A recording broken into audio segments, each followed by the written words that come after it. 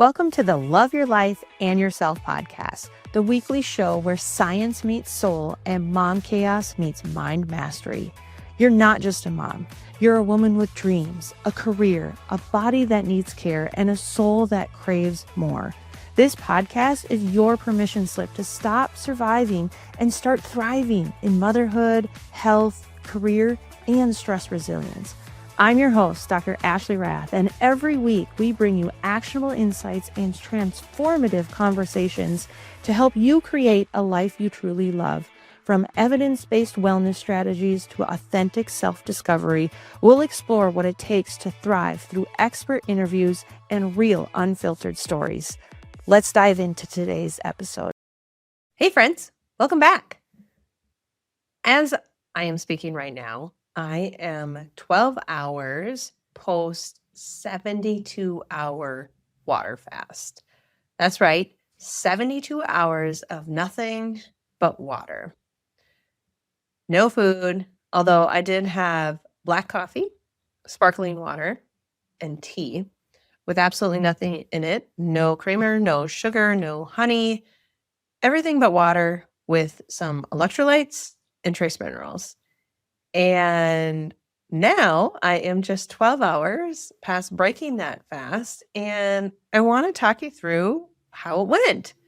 And I'll be real with you and my entire experience and what has changed and what went well, what was really, really challenging for me, and everything in between. So I'm unpacking the full journey of what happened inside my body and what it felt like to go without food for a full 3 days.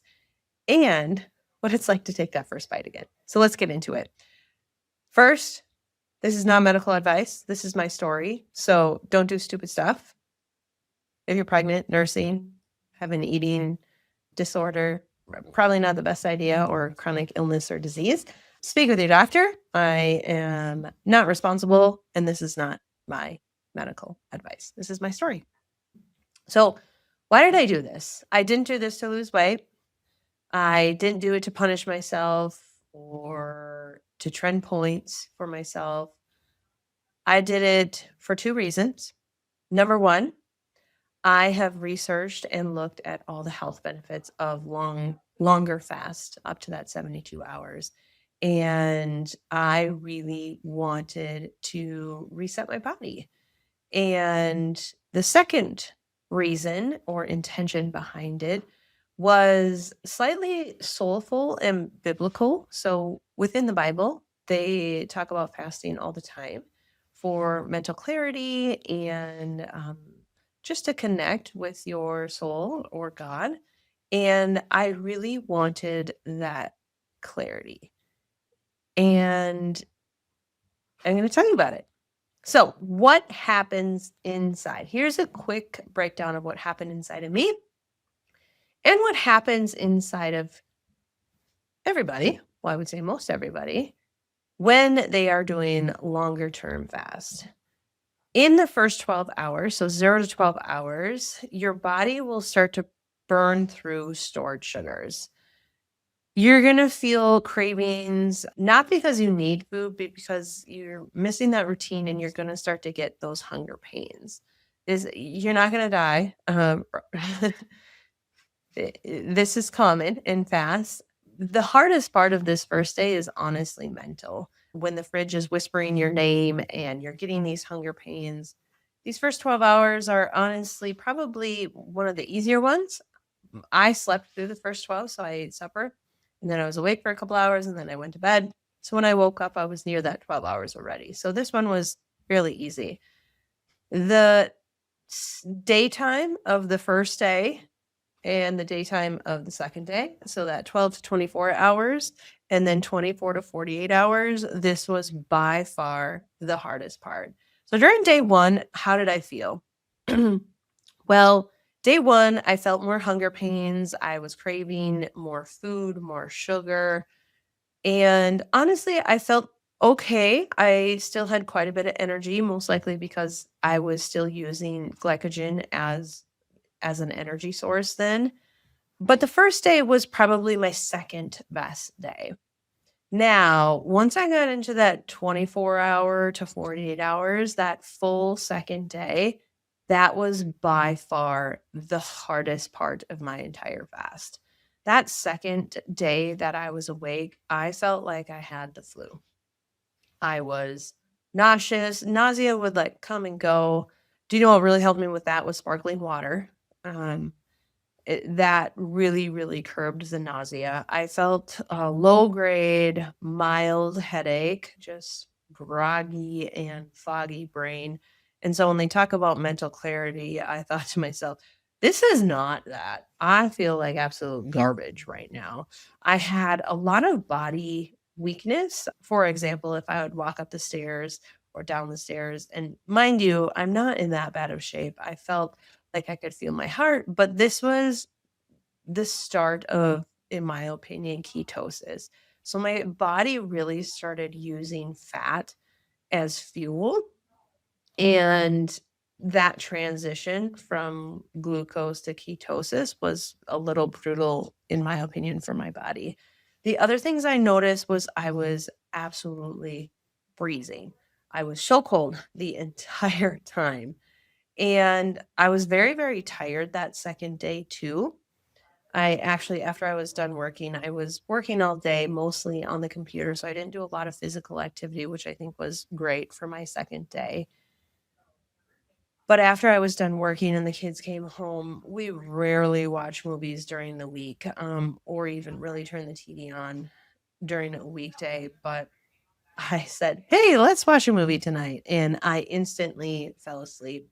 I fell asleep at about 4:30 and I took about a 45-minute nap. I woke up and Tyler had made smash burgers, which is my one of my favorite dinners to eat at home. And man, that was really challenging. And so I helped him make some smash burgers for him and the kids. And I sat at the table and looked and salivated over this amazing food that he had created.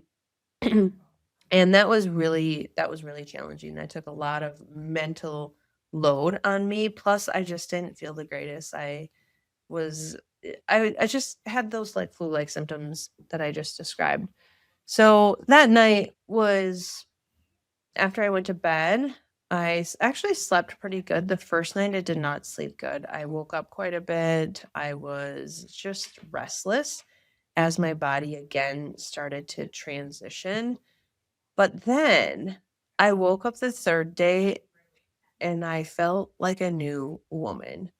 I finally had the energy and the mental clarity that really comes in longer fasts once I could hurdle that transition phase from glycogen to burning ketones.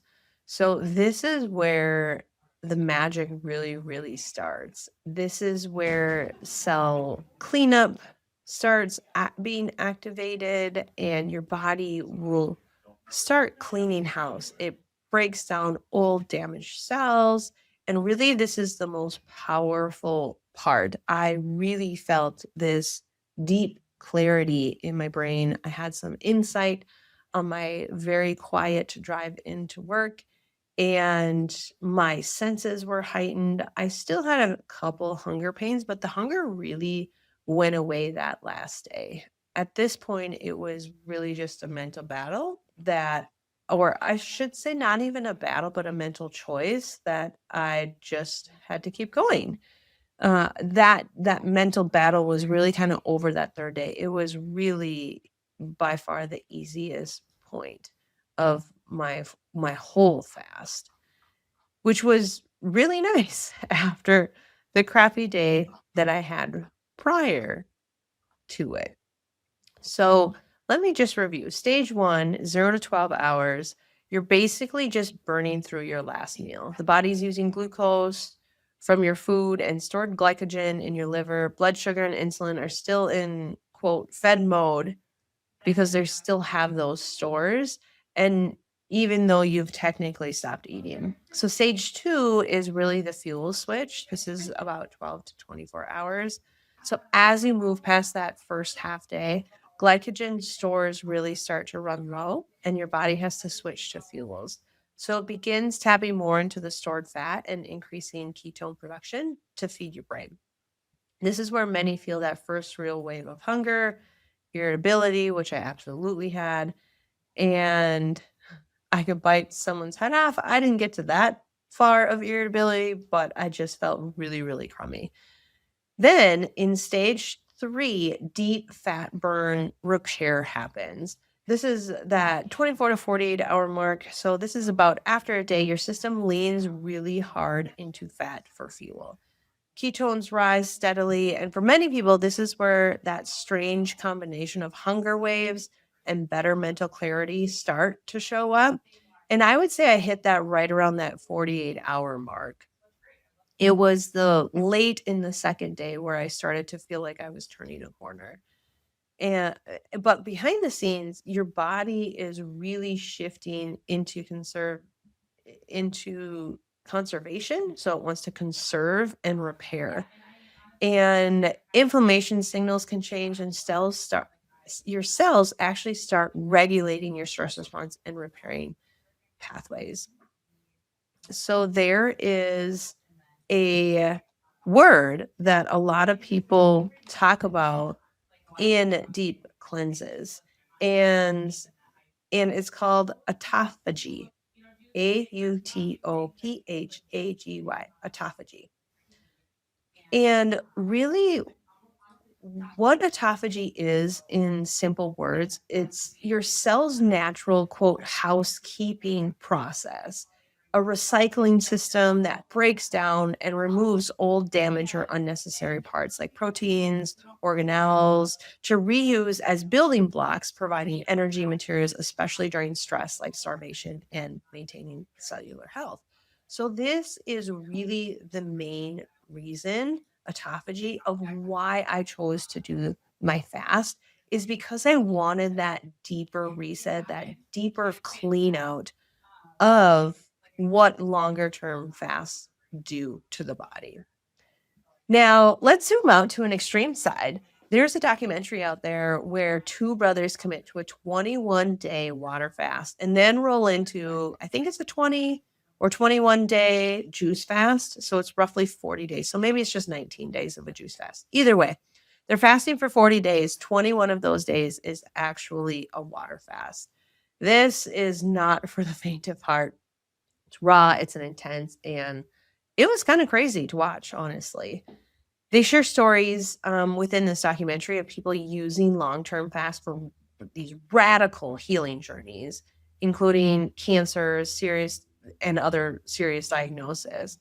These extended fasts have been shown to really flip some powerful metabolic switches, deep, deep, deep cellular cleanup, shifts in your growth factors like IGF-1, major changes in insulin sensitivity, and it really alters the stress response pathways. And it got me thinking. So after I watched this, I was like, oh my gosh, I need to do a longer fast. Now, I don't want to do a 21-day water fast. But the more I started researching and actually talking to some people within my sphere, one of my coaches and mentors, Scott Wadier, he has a Fasting for Life podcast. If you haven't listened to it, he is absolutely brilliant. Go over there and take a listen. But he had done a 14-hour water fast. And one of my social media strategists I just talked to him today and we were talking about fasts and he's like, oh yeah, I did a 10 day. And then I reached out to some friends and they're like, I did a 5 day, I did a 7 day. So it was so much more common than what I had thought of these longer fasts. And it just makes me so much more aware of this is free. You don't have to pay anyone unless you want someone to maybe monitor, especially if you're doing a longer one. I wouldn't recommend doing these longer ones without some guidance and expertise. But these 24-hour, 48-hour, 72-hour fasts were really I learned the most when I first dug into by Mindy Peltz. She has a book called Fast Like a Girl. And number one, she's insanely smart, and she really goes through how to do a fast, how to break a fast, and really the importance of intermittent fasting for all people, but she specifically talks about women and fasting and kind of debunks all of the silly, in my opinion, opinions about women fasting and how it could be detrimental. Which I can see points that if you do it wrong, yes, it could, but if you do it right, there's so many benefits that outweigh any of the negative ones. All right. So as we travel through that second day, the third day, something really shifted. And my hunger was still there. I'd still get like pains here and there, especially if I could smell food. So I was at the office and my team was making lunch. And I thought, oh my gosh, that smells so good. And my good friend Matthew Loop, if you haven't followed him, we did an episode a couple weeks ago. So if you scroll down, you can find him there. He was doing a fast the same time, and he had said on Facebook, he's like, you could smell a steak 2 miles away, and I giggled and I was like, yeah, that's pretty true. Actually, your senses are so heightened, but this is really where that autophagy peaks, which is phenomenal. I loved picturing myself doing this deep cleaning and breaking down the junk and making room for better function. The mental clarity was still there. I did deeply think about food a lot. So I planned my how to break a fast, which Mindy talks about as well, of how important it is. And we're going to talk about that as well. But I had that spiritual clarity that people talk about. I was able to pray. I felt sharper. I felt more clear that I wasn't distracted, and I really could trust myself and my intuition even deeper. And I felt like my God and my intuition was speaking louder because I didn't have anything else to distract it. So my lesson really was there that the silence and emptiness can actually be full and full of clarity and full of presence and full of God. And that was just a beautiful thing for me. So a couple of lessons I learned. My biggest win was not weight or labs. I didn't do labs. I my first fast that I ever did, I attempted a 72-hour fast, but I had to quit at 52. Just because I really did not feel good, and I was just listening to my body, and so I ended early, which kind of bummed me out, but it was also the longest fast that I had ever done. So I kept my word that I was going to attempt a 72-hour run. And so we did it. So now I was great. So number one, had achieved that 72-hour one just because I wanted to get to the autophagy level that they talk about in that last day. Really, the second lesson is that hunger is a wave and not a crisis. So hunger came and went like waves. When I didn't panic or try to immediately fix it with food, I decided I could breathe, move, drink water, have a cup of tea, and it would just pass. And it taught me that we don't necessarily have to eat every single time we are hungry. Now, I think we need to eat properly and to eat enough to fuel ourselves, but it's okay to let some hunger come and go. And actually, most of the time, especially in between meals, yeah, I would ask myself, am I truly hungry? Or am I tired? Or am I stressed? Or am I lonely? Or am I avoiding something? Or am I dehydrated? That's a big one. Number three, our lives revolve around food far more than I knew. For example, when I was at home that second day, after I finished a meeting, I went upstairs to just move my legs, and I found myself opening the fridge and the cupboards just automatically, even though I knew I wasn't going to eat, which made the not eating part even harder. But I realized how much our lives are on autopilot and how much we just do on unconsciously. Oh, you finish a meeting, go have a snack. You finish this, or it's this time.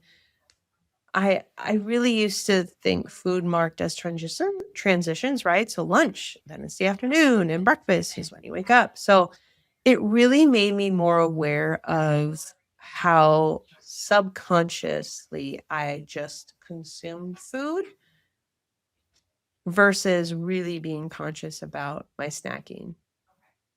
Number 4, my nervous system needed some respect. The facts show me how wired my baseline was. I realized that normal for me was actually being slightly revved all day, multitasking, scrolling, grazing. Fasting really forced me to slow down and listen and care for my nervous system instead of just demanding more from it. Those are my biggest lessons when after doing my fast. And I encourage and challenge you to do the same. So, overall, what did this 72-hour fast teach me? It taught me that my body is more capable than my comfort. So much more. This was hard. This was very hard for me. And I can keep a word to myself. And I think that's the hardest part, especially with us, is we say we're going to do something and then we break that promise. We say we're going to go to the gym. We say we're going to start to eat healthy. And we would never break those promises to our spouse or to our best friend or probably even to our kids.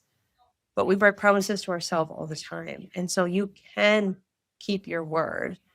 And that hunger isn't the enemy. I once had a friend tell me that hunger is just your good cells cleaning out all the junk. And that made me like, oh, hunger pain when I don't eat, just cleaning out garbage.